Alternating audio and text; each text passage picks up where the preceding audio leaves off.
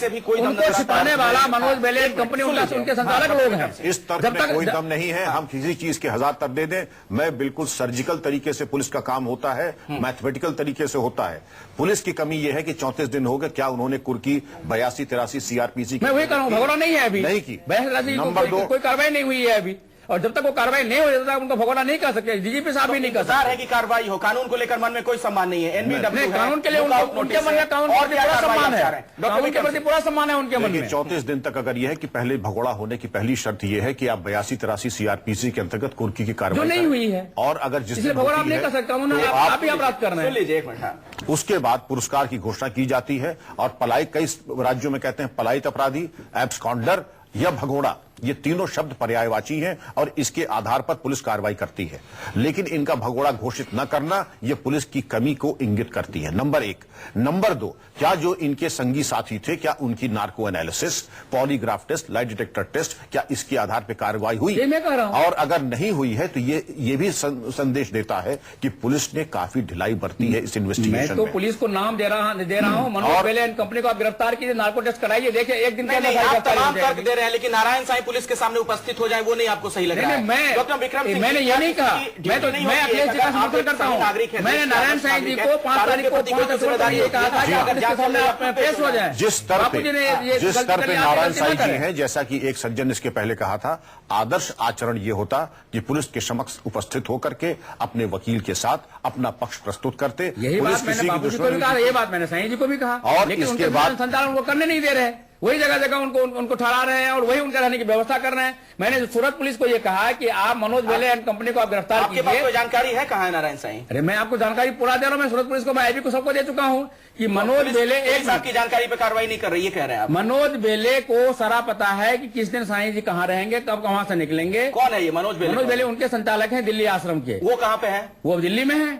वो दिल्ली में है? बिल्कुल है। और ये जानकारी आपने पुलिस को दी है? मैं बार बार लाइव टेलीकास्ट में बोल रहा हूँ, मैं लिख करके, मैं लिखित रूप से मेरे मीडिया प्रभारी बताना चाहूंगा, ऐसे घटनाक्रम में दे रहे हैं, ऐसे घटनाक्रम में आज भी हमने दिया है ये बात।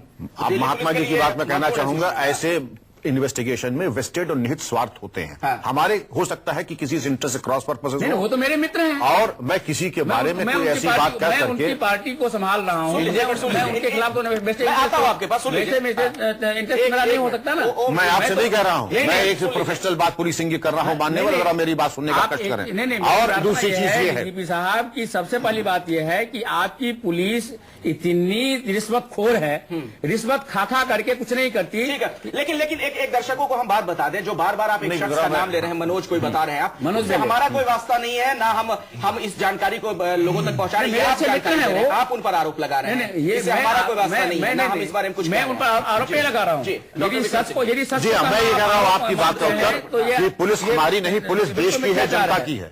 अच्छे पुलिस वाले भी हैं, खराब पुलिस वाले हैं, और जैसे आप लोगों में खराब पुलिस वालों की है, और सुन लीजिए ना, रिश्वत खा करके जैसे बड़े राज्य के पुलिस के मुखिया रह चुके हैं डॉक्टर विक्रम सिंह, सुन लीजिए, रह चुके हैं, और मैं भी इंदिरा गांधी के साथ रहा हूँ, मैं रोज ही डीजीपी में बनाता था, आप ऐसे लोगों के साथ रहे हैं जिनको पुलिस ढूंढ रही है, भागे फिर रहे हैं, मैं वो नहीं कह रहा हूँ, सुन तो लीजिए डॉक्टर विक्रम सिंह। नहीं, डॉक्टर विक्रम सिंह जो कह रहे हैं, मैं उसी बात को मैं कह रहा हूँ, कहिएगा, आपको मौका दिया जाएगा, पहले सुन लीजिए सवाल मौका, वही बात है ना, तो पुलिस जानना चाहती है कि साईं जी कहाँ है, आप जानना चाहते हैं। आप पुलिस के पास गए? पुलिस के पास मुझे जाने की जरूरत है, मैं पुलिस को, मेरा प्रेस रिलीज जा रहा है, डेली जा रहा है, आज भी गया, जाके क्यों नहीं जानकारी दे रहे हैं? आईबी के पास भी प्रेस रिलीज जारी करके क्या प्रेस रिलीज आज भी आईबी को गया है, पुलिस कमिश्नर दिल्ली को गया है, सुनिए पुलिस कमिश्नर सूरत को गया है, मेरा मुझे जानने की क्या जरूरत है? मेरे आप कह रहे हैं ना कि मैं पुलिस को जानकारी दे रहा हूं, जाकर मैं कई टेलीविजन चैनल पे, सुनिए, कई टेलीविजन चैनल पे, देखिए मैं इस वक्त यहाँ बोल रहा हूँ, मैं जहाँ कहीं भी होता हूँ, आईबी पुलिस हमको बात कर रही होती है,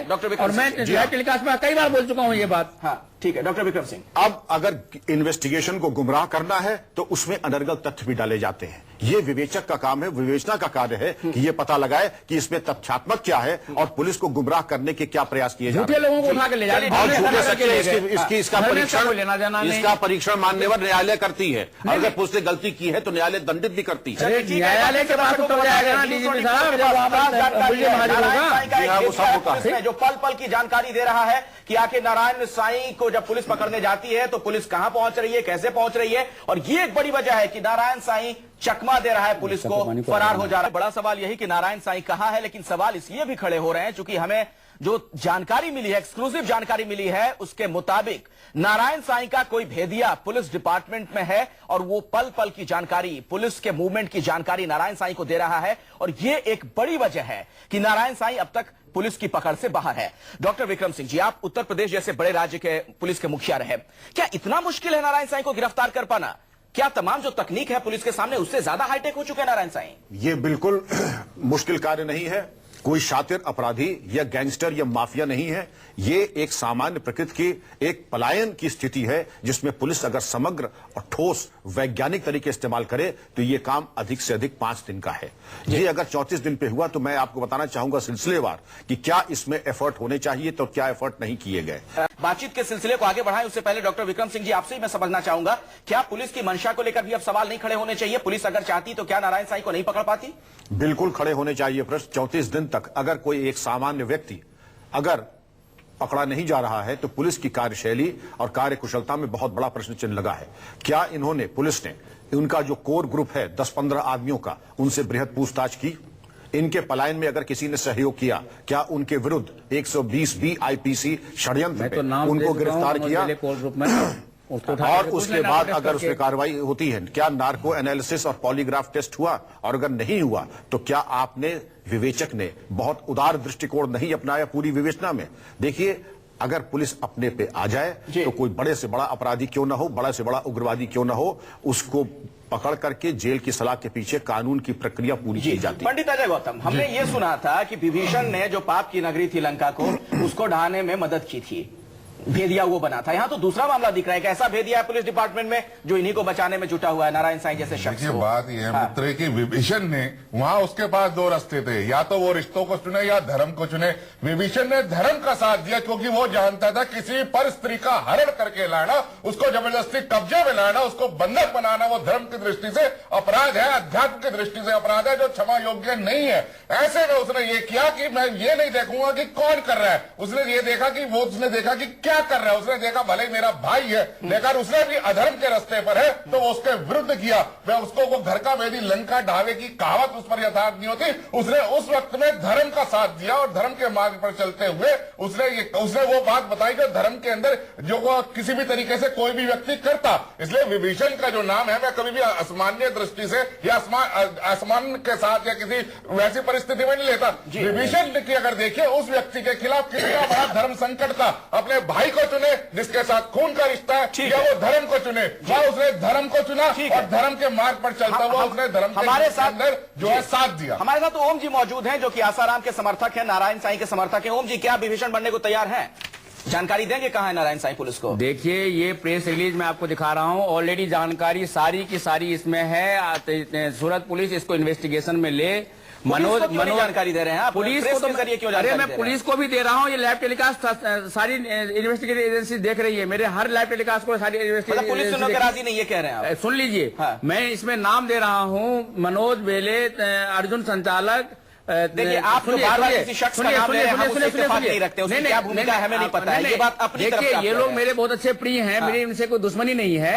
ये लोग हमारे ओजस्वी पार्टी के संचालकों में से हैं, मैं इसीलिए नाम दे रहा हूँ। ऐसे लोगों को क्यों संचालक रखा है आपने? एक मैंने नहीं रखा, संचालक मैंने नहीं रखा, ये फर्जी संचालक है। अभी जैसे इन्होंने कहा कि विभीषण जी ने धर्म का मार्ग अपनाया, मैं भी धर्म के मार्ग पर अग्रसर हूँ। मैं अपना कर्तव्य समझता हूँ कि कैसे, सुनिए, कैसे साईं जी को कानून के शरण में लाया जा सकता है, वो रास्ता में पुलिस को बार बार मैं अपने प्रेस रिलीज के जरिए में दे रहा हूँ। आज भी ये प्रेस रिलीज जारी हुआ है। 5000 मेरे ओम जी न्यूज एजेंसी के मेंबर्स हैं पूरे वर्ल्ड में। ये ऑलरेडी प्रेस रिलीज जा चुकी है। कल भी मैंने दिया था, परसों भी दिया था, लगातार एक सप्ताह से मैं अलग अलग शब्दों में दे रहा हूं। तो अदालत क्यों नहीं जा रहे हैं? देखिए, अदालत का क्या विकल्प आपके लिए नहीं है विक्रम सिंह जी? देखिए, मैं जैसा कि कह रहा है कि पुलिस इनकी सुनी नहीं रही है, अदालत नहीं है, आप अदालत में जाएं। ये देखिए, हम लोग इसको इन्वेस्टिगेशन में लें, इन लोगों को गिरफ्तार करें और नार्को टेस्ट कराएं। साईं जी अपना पुलिस के हाथ में होंगे। ये आरोप प्रत्यारोप करने का समय नहीं है। अगर पुलिस का एक अधिकारी नहीं सुन रहा तो उससे वरिष्ठ अधिकारी है, उससे भी वरिष्ठ अधिकारी है, फिर उसके बाद शासन है। इसके अलावा न्यायालय में CRPC में ही दिया है 156(3) के अंतर्गत आप न्यायालय से पुलिस की विवेचना की शिकायत कर सकते हैं और न्यायालय न्यायालय अपने स्तर पे किसी अन्य इन्वेस्टिगेटिंग एजेंसी से या किसी अन्य अधिकारी से पूरे प्रकरण को संदर्भित कर सकती है। ये काम तो डीजीपी साहब आप भी कर सकते हैं, आप क्यों नहीं करते? आप तो एक्स डीजीपी हैं, आप क्यों नहीं कर रहे हैं? आप क्यों नहीं कर रहे हैं? आप तो समर्थक हैं। तो देखिए, ये तो कानून के जानने वाले हैं, इनको तो सारा कानून पता है। मैं तो एक साधारण व्यक्ति हूँ, तब भी मैं इतना मदद करता हूँ। ये क्या मदद कर रहे हैं? नहीं, आप आसाराम के समर्थक हैं। ये काम तो इनको करना चाहिए था ना, ये पुलिस ऑफिसर। जी हाँ, मैं बताता हूँ, करना चाहिए था ना, ये क्यों नहीं कर रहे हैं? जवाब दे रहे हैं आप। फिलहाल मैं ये कह रहा हूँ कि मुझे आपको अविश्वास हो सकता है पुलिस पे, मुझे पुलिस पे कोई अविश्वास नहीं है। और अविश्वास तो अपने सामने डीजीपी से लेकर के और एक कांस्टेबल तक को मैंने अपने सामने रिश्वत खाते हुए देखा है, और यहाँ भी वही हो रहा है। पंडित यहाँ भी यही हो रहा है। आपके सामने प्रमाण है ना कि रिश्वत खा करके मुखरी कर रहा है पुलिस ऑफिसर जो सर्वेलेंस के ऊपर बैठा हुआ है। आप नारायण साईं के समर्थक हैं? ये बताइए, नारायण साईं के समर्थक है कि विरोधी हैं आप? मैं निश्चित रूप से नारायण साईं के सद्गुणों का समर्थक हूँ, लेकिन जो आरोप लगे हैं वो तो सद्गुण के आरोप नहीं है। उसके ऊपर देखिए, उनके ऊपर में सिर्फ आरोप है, अभी वो आरोप सिद्ध नहीं हो। जब तक आरोप सिद्ध नहीं है, आपको पता है ना, पुलिस को उनको तलाश है। नोटिस जारी किया जा चुका है। आप मेरी बात को सुन नहीं रहे। मैंने 5 अक्टूबर को जब एफआईआर दर्ज नहीं हुआ था, तब मैंने नारायण साईं जी को वाटिका फार्म हाउस में साबरमती में मैंने ये कहा था। उन्होंने कहा कि ये संचालक लोगों ने मेरे खिलाफ भी एफआईआर दर्ज कराने की तैयारी कर ली है, मेरे खिलाफ कल। अच्छा, ये बताइए मुझे, आपकी बातचीत से ऐसा आभास हो रहा है जैसा कि आप बताना चाह रहे हैं कि आप नारायण साईं और आसाराम के बहुत नजदीकी हैं। बिल्कुल हूँ। तो आपको ये जानकारी होगी कि अभी नारायण साईं कहाँ है? जो लोग रख रहे हैं उनको जानकारी है ना, उनसे पूछे ना। मनोज बेले, अर्जुन संचालक, उनको रख रहे हैं जगह जगह। नहीं, उनके आपको मतलब आपसे ज्यादा खास वो है। सुनिए, आपसे ज्यादा खास वो है, मेरे से ज्यादा खास मनोज बेले और अर्जुन संचालक हैं। अच्छा। और ये जो आप कह रहे हैं, ये पीसीआर कंट्रोल रूम जो बना रखा है, ये इन लोगों ने बना रखा है। आप कानूनी मामलों के भी जानकार हैं, आप तमाम और जानकारियां देते हैं, अदालत भी आप जाते रहते हैं, इन पहलुओं पर भी नजर रखते हैं। क्या इतना मुश्किल है जैसा बता रहे हैं ओम जी बार बार कि पुलिस मेरी नहीं सुन रही है, क्या अदालत का रुख नहीं कर सकते? देखिए, सीआरपीसी 200 के अंदर आप जाइए, 156(3) के साथ में आप एप्लीकेशन लगाइए, न्यायालय उसको संज्ञान में लेती है और ऑर्डर करती है, और संबंधित पुलिस अधिकारी को कहेगी कि जाइए आप उसके अंदर एटीएस यानी एटीआर जो एक्शन टेकन रिपोर्ट होती है, ओम जी, वो उसके अंदर वो अदालत मंगा लेती है। कोई भी चीज है, कोई भी सीआरपी 200 में पुलिस से रिपोर्ट मंगाते हैं और पुलिस कर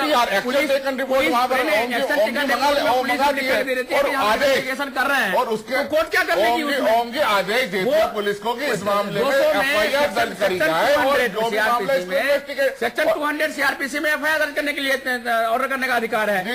वो अधिकार ऑलरेडी साहब इस बात को जानते हैं, हाई कोर्ट के ऑलरेडी हो चुका है। हाई कोर्ट के अंदर सेक्शन 200 में जाने से फायदा क्या होने वाला है? होम जी, हाई कोर्ट के अंदर आर्टिकल 226 में आप और किसी में हमारी सरकार सुन नहीं रही है क्रिमिनल सवाल ये है, डीजीपी साहब को नहीं जाते, ये कानून कमीशन है। ये बताइए, क्षति तो धर्म की हो रही है, डीजीपी साहब है ना, पुलिस है ना, ऐसा तो नहीं वो एक धर्म का रिप्रेजेंटेटिव मैं गुमराह नहीं कर रहा हूँ, तो क्षति धर्म की होती है। क्योंकि 5 अक्टूबर को मैंने खुद साईं जी से कहा था कि आप कल एफआईआर दर्ज हो रहा है, आप नहीं देखिए, जब आपके सामने अदालत का विकल्प है वो आप अपनाना नहीं चाहते हैं, अदालत का पूरे मामले को आप गुमराह नहीं कर रहे हैं। आप सुनिए, अदालत का विकल्प अभी गौतम जी ने बताया, उसमें यह है कि एफआईआर दर्ज नहीं हो, एक मिनट, अखिलेश तिवारी दर्ज करने के लिए लोग अदालत में जाते हैं। अखिलेश तिवारी जी, आपसे मेरा सीधा सवाल है, नारायण साईं के अगर आप समर्थक हैं, अभी भी समर्थक बने रहेंगे इतने आरोप लगने के बाद भी? देखिए अखिलेश जी, मैं कहना चाहूंगा ये, जिस नारायण साईं की बात हो रही है, उनको सद्बुद्धि क्यों नहीं आ रही है?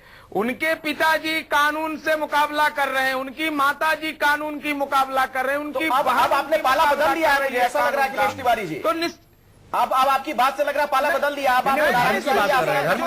गौतम जी के अनुसार अखिलेश जी पहले विषय तो सुनिए। हाँ, अखिलेश जी, सत्य सत्य होता है। हम तो ये ललकार के कहते हैं कि नारायण जी, अगर आप सत्य हैं तो कानून का मुकाबला करो, अगर आप गलत हैं तो प्रायश्चित करने का काम शुरू करो।